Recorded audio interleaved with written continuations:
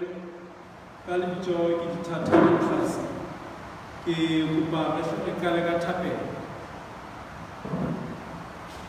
Na le Modimo re a leboha ka mabothedi le fafatsang lena la pula le ho fileng lona kajeno. Re leboha ka bophelo, re leboha ka nako eo o fileng yona hore re tlo ithuta lentswe la hao, empa ka hodimo tsohle re leboha ho Jesu Kriste le moemedi eo a re siileng le yena hore ba nne ba re lokisetse ho le ba hae lehodimong. Morena re kopa o nke taolo thutong ya kajeno, e se ka ba rona ba buang le wena, mme o bule dikelello tsa rona hore sohle tseo tla di fetisa re di utlwe di re etse batho ba batjha. Re a leboha Ntate ka lebitso la Mopholosi wa rona Jesu Kriste. Amen. Tsatsing la kajeno sehloho sa rona ke itukisetse tse mpe ho feta, prepare for the worst. Mme ha re qala thuto ya kajeno ke kopa re ke re qale ka buka ya Mateo kgaolo ya 24 temana ya 4 ho isa ho ya 8. Matthew chapter 24 verse 4 through verse 8.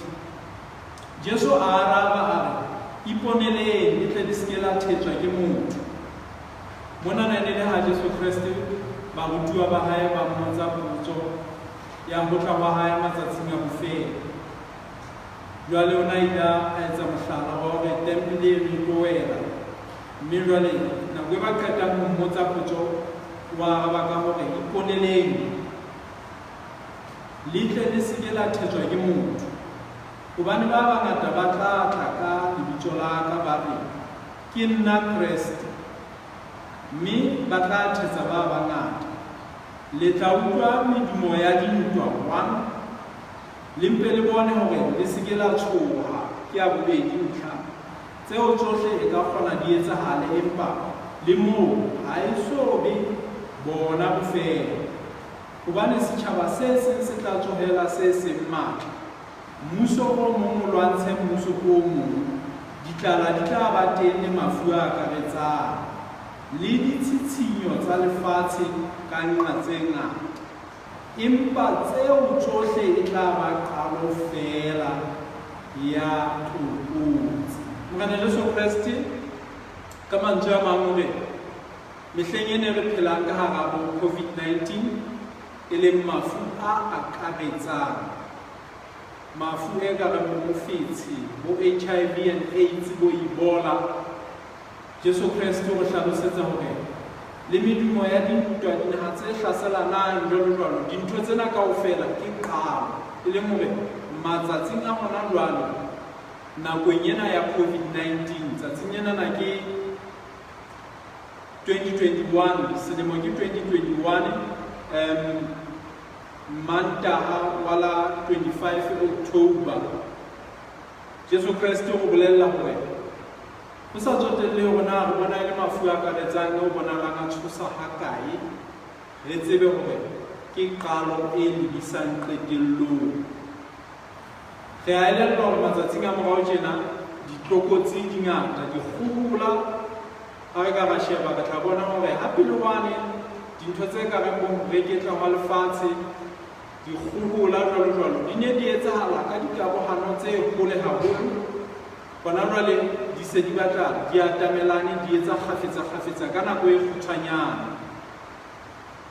Mme re a elellwa hore ho tloha kgale re a tseba hore ka 17 kapa di 19 tsa Mei ka selemo sa 1780 le leng la matshwao le fanang ka habebele la hore letsatsi le tla fifa.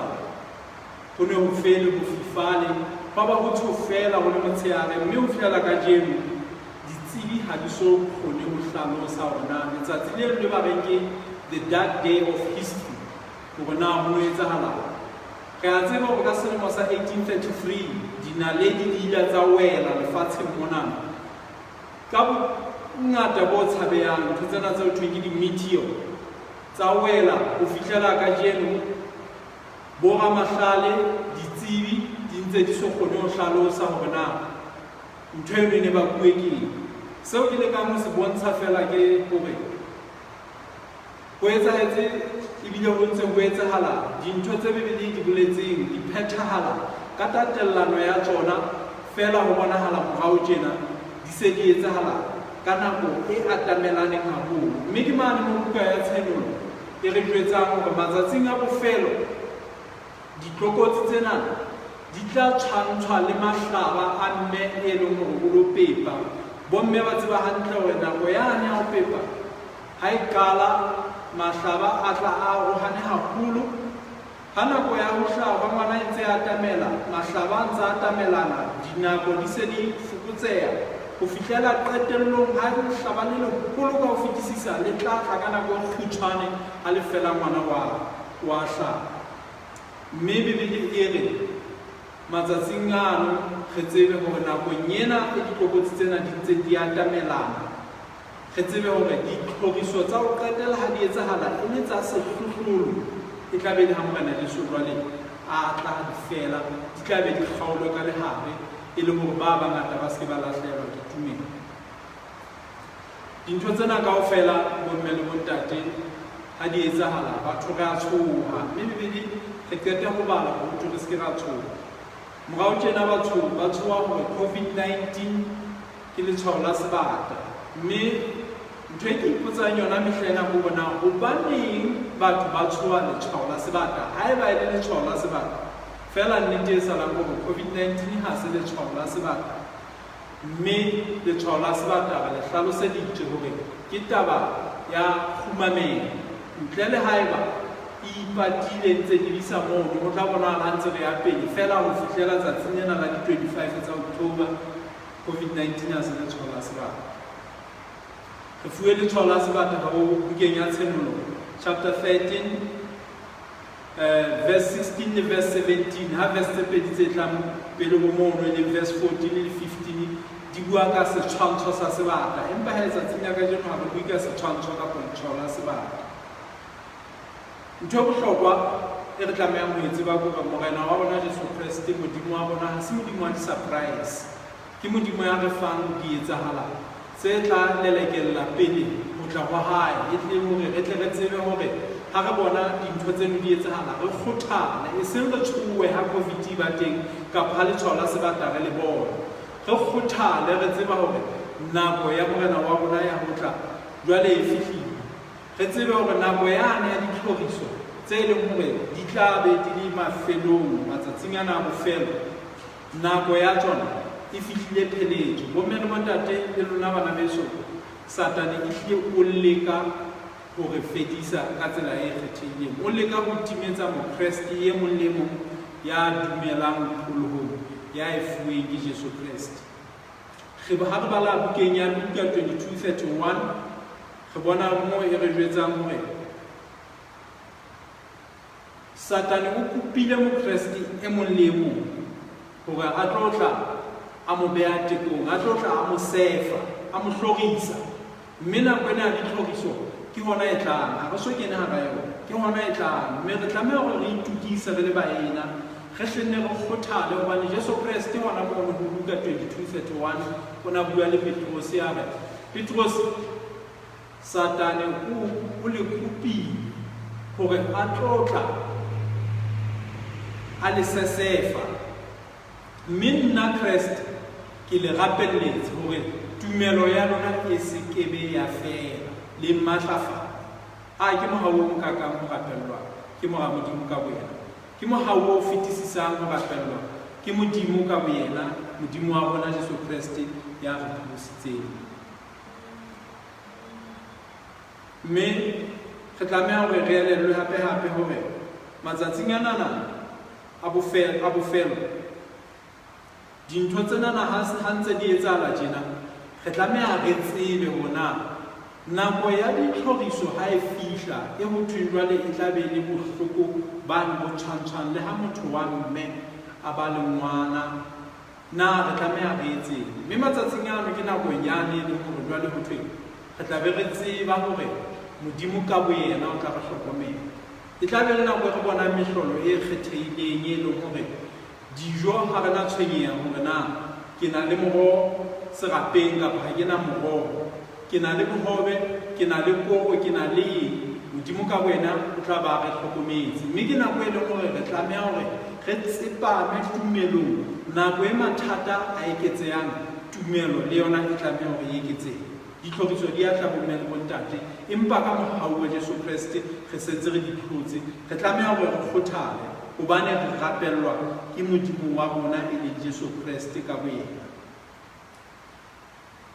Jesu Kreste mo verse 18 monana ke phete hape hore empa tseo tsohle e tla ba qalo fela ya tlokotsi. Mohlang moo le tla neelwa ho tshwengwa, le tla bolawa, mme le tla hlouwa ke ditjhaba tsohle ka baka la lebitso la ka. Ke moo ba bangata ba tla kgotjwa, mme ba tla ekana, ba tla hloyana.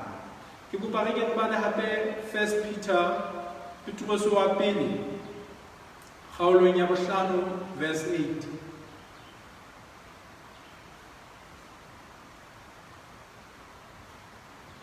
Petrus wa pele kgaolo ya 5 temana bo bobedi ha o e fumane baleha ka tsela e. Le tsohe masele le fadimehe hobane diabolosi e leng sera sa lona o ntse a dikadika jwalo ka tau e purumang e batlang eo e ka mojang. Ka mantswe a mang Satane matsatsing ana a bofelo ehlile ha o thwe lerato la ba bangata le tla fela ebile ke tau e ntseng e puruma e batla eo e ka moharolang, o tlo tla re beha ditekong.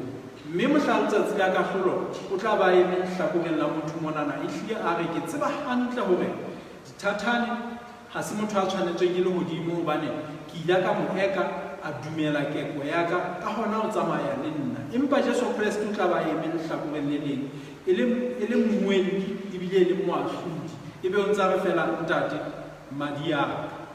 Bomme le bontate ha hona letho le ka re hlolang ka re dumela ho Jesu Kriste. Ditlhoriso tse tlang ke tsona tse tla re tiisa hobane Satane o tseba hantle hore o tlohelletse ditlhoriso tsa ileng a di etsa kgale hobane a bone hore nakong e leng hore o hlorisa bakreste haholo ke nako e leng hore jwale bokreste bo ngatafala ka ho fetisisa.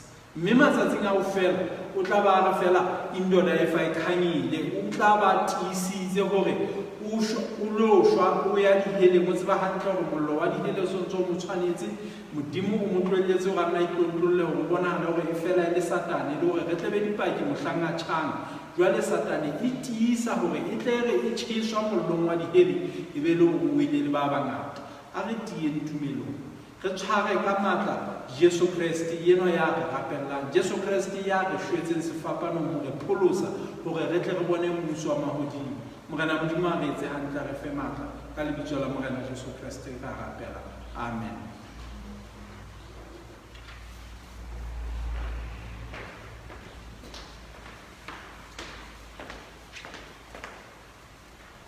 Metswalle ya ka rata ke boele ke le dumedise ka lebitso le leholo la moloki wa rona Jesu Kriste.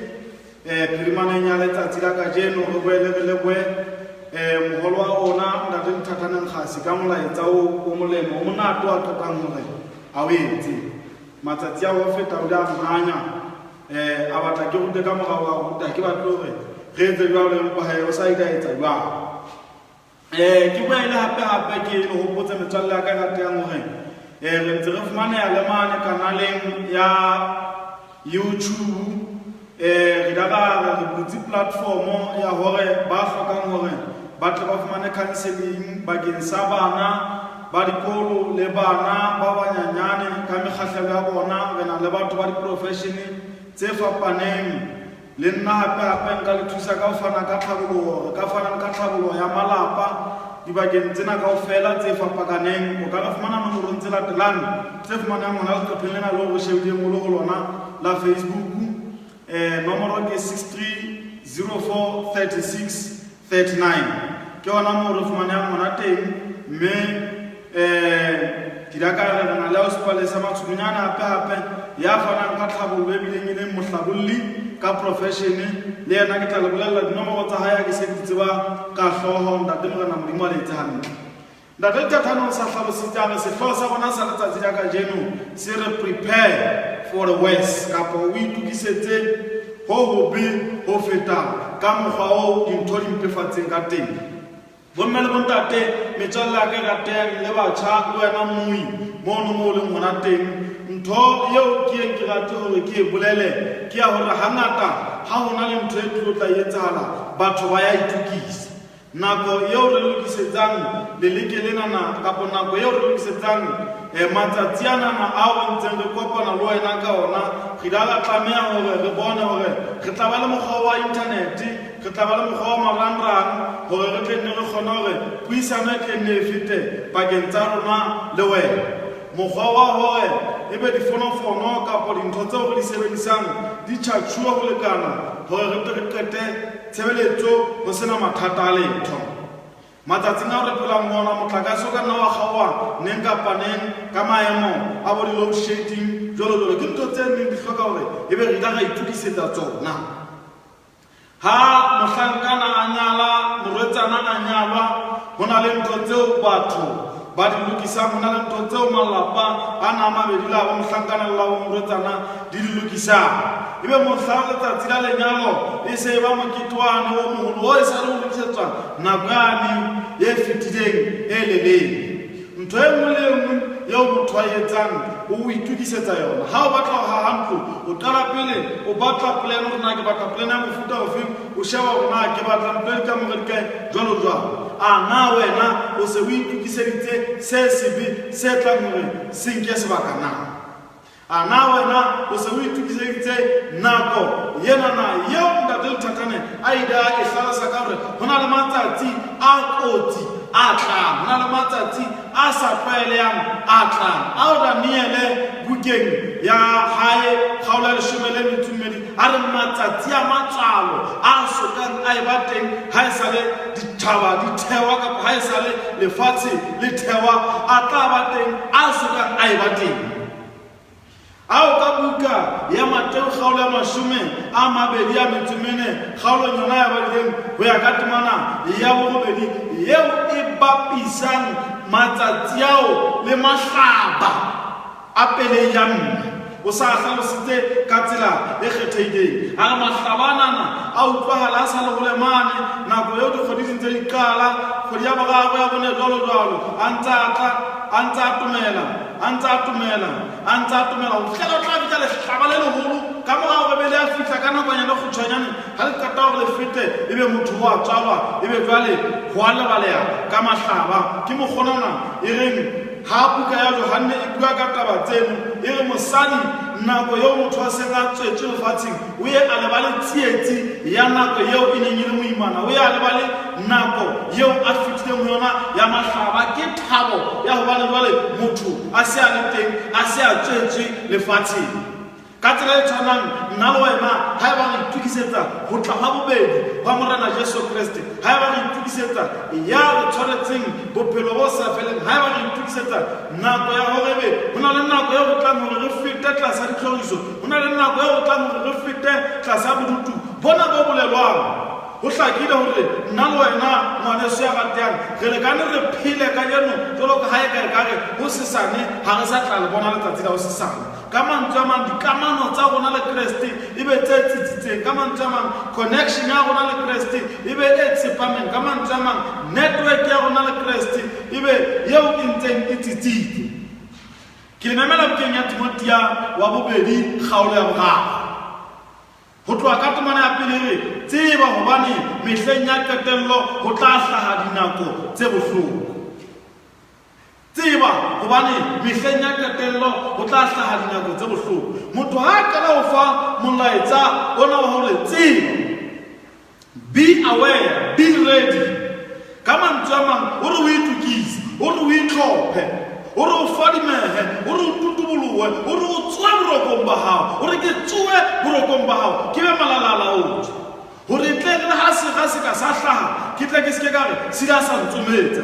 Ntho eo e leng hore e tla e o tobile o tseba hore ntho enana ke ntho eo e ka nnang ya etsahala. Wa tseba le ha e ka ba ya fihla ha e etse impact e kotsi haholo hobane o no sontso o itukisitse, ke ne sentse ke itukisitse, empa ntho e fihlang ke sa lebella e le surprise ka nako e nngwe ka ba ya qetetse e fitile le ka nna.